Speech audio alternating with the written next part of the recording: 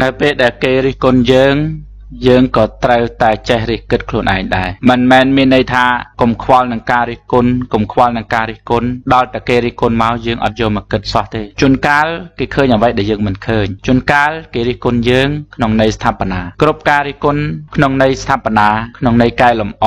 ដោយមានក្រមសីលធម៌យើងគួរតែទទួលយកហើយអរគុណគេចំពោះការរិះគន់ទាំងឡាយណាដែលគ្មានចេតនាល្អ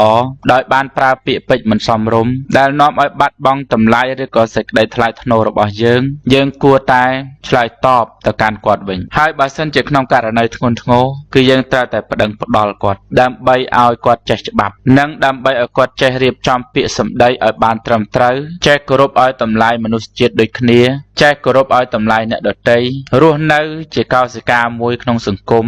ដែលជួយជ្រោមជ្រែងសង្គមឲ្យមានការរីកចម្រើនកុំរស់នៅដើម្បីបំផ្លិចបំផ្លាញគេជន់ពន្លិចគេក្តិចគេខំគេវាគឺជាគំរូអាក្រក់ផងវាធ្វើឲ្យអាប់មុខអាប់មាត់ជាតិសាសន៍របស់យើងផង